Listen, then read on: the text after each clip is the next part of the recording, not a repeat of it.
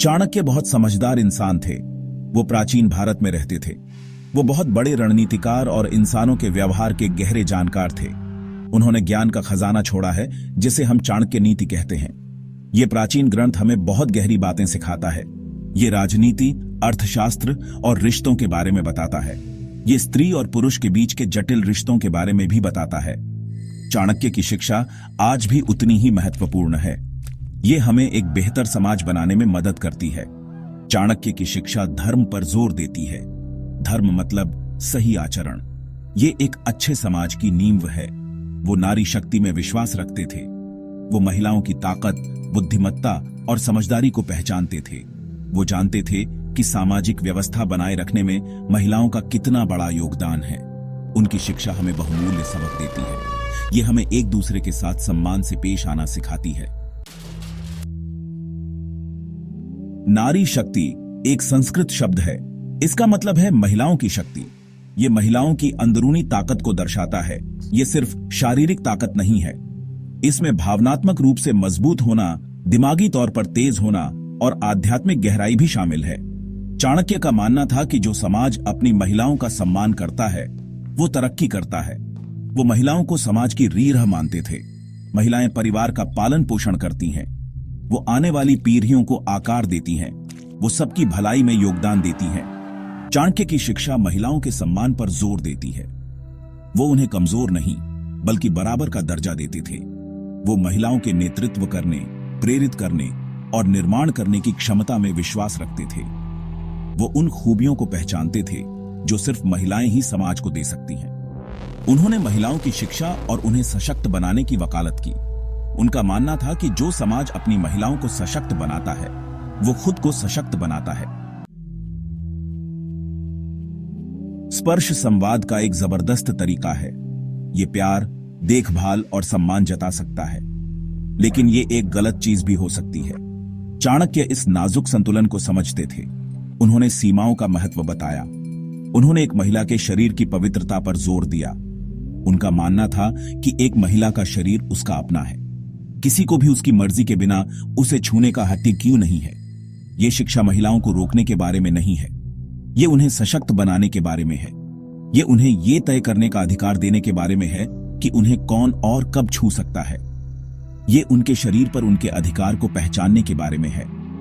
ये सिद्धांत सिर्फ पुरुषों और महिलाओं के बीच ही नहीं, बल्कि सभी रिश्तों पर लागू होता है। ये एक दूसरे की निजी जगह और सीमाओं का सम्मान करने के बारे में है। रामायण में रेत में एक रेखा खींचने की कहानी है। इस रेखा को लक्ष्मण रेखा कहते हैं। ये सुरक्षा की सीमा को दर्शाती है। ये सीमाओं का सम्मान करने के महत्व को बताती है। जब इस रेखा को पार किया जाता है, तो इससे अराजकता और विनाश होता है। ये कहानी सीमाएं निर्धारित करने के महत्व को बताती है।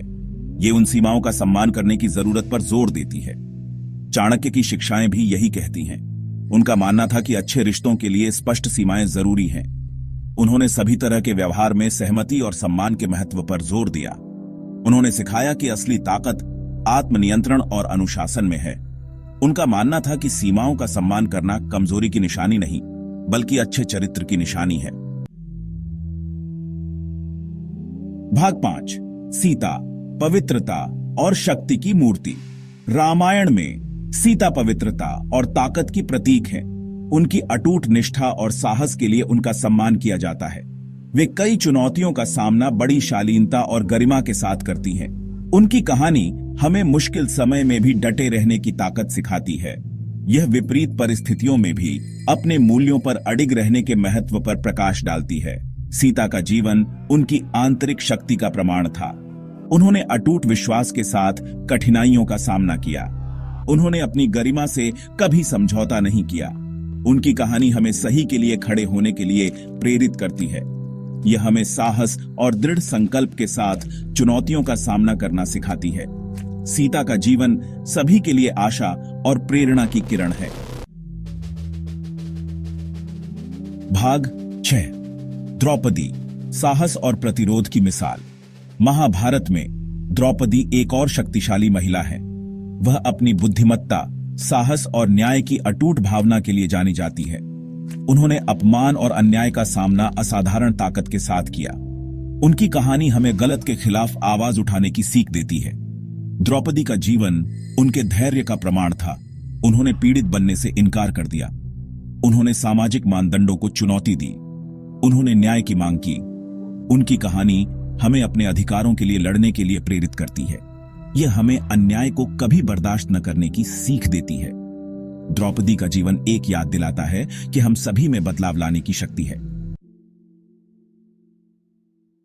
भाग 7। रानी लक्ष्मीबाई, एक रानी की अवज्ञा। रानी लक्ष्मीबाई झांसी की रानी थीं। उन्हें उनकी बहादुरी और देशभक्ति के लिए याद किया जाता है। उन्होंने ब्रिटिश ईस्ट इंडिया कंपनी के खिलाफ लड़ाई लड़ी। उन्होंने अत्याचार के आगे झुकने से इनकार कर दिया। उनकी कहानी भारतीय महिलाओं की अदम्य भावना का प्रमाण है। रानी लक्ष्मीबाई का जीवन साहस की किरण था। उन्होंने अपने राज्य के लिए लड़ने का फैसला किया। उन्होंने अपने लोगों के लिए लड़ने का फैसला किया। उनकी कहानी हमें अपनी आजादी की रक्षा करने के लिए प्रेरित करती है। यह हमें अत्याचार के आगे कभी आत्मसमर्पण न करने की सीख देती है। रानी लक्ष्मीबाई का जीवन साहस और दृढ़ संकल्प की शक्ति का प्रमाण है। भाग 8। आपसी सम्मान का आह्वान। चाणक्य की शिक्षाएं पुरुषों के लिए बहुमूल्य सबक देती हैं। वे महिलाओं का सम्मान करने के महत्व पर जोर देती हैं। पुरुषों को महिलाओं के साथ बराबरी का व्यवहार करना चाहिए। उन्हें उनके विचारों और योगदान को महत्व देना चाहिए। उन्हें उनकी आकांक्षाओं और सपनों का समर्थन करना चाहिए। पुरुषों को सीता, द्रौपदी और रानी लक्ष्मीबाई की कहानियों से सीखना चाहिए। ये महिलाएं ताकत, साहस और धैर्य का प्रतीक हैं। पुरुषों को लैंगिक समानता की लड़ाई में सहयोगी बनने का प्रयास करना चाहिए। उन्हें उन पितृसत्तात्मक मानदंडों को चुनौती देनी चाहिए जो महिलाओं को नुकसान पहुंचाते हैं। उन्हें ऐसे समाज के निर्माण की दिशा में काम करना चाहिए जहां महिलाएं सुरक्षित, सम्मानित और सशक्त महसूस करें। भाग 9। एक उज्जवल भविष्य की ओर। चाणक्य की शिक्षाएं आत्म सुधार का आह्वान हैं। वे हमें बेहतर इंसान बनने के लिए प्रोत्साहित करती हैं। वे हमें एक अधिक न्यायपूर्ण और न्यायसंगत समाज बनाने के लिए प्रेरित करती हैं। आइए हम अपने दैनिक जीवन में उनके ज्ञान को अपनाने का प्रयास करें। आइए हम एक दूसरे के साथ सम्मान, गरिमा और करुणा के साथ पेश आएं। आइए हम एक ऐसी दुनिया का निर्माण करें जहां महिलाओं की उनकी ताकत के लिए सराहना की जाए। आइए हम लैंगिक भेदभाव से मुक्त भविष्य के निर्माण के लिए मिलकर काम करें। आइए हम समानता, न्याय और आपसी सम्मान के सिद्धांतों को अपनाएं।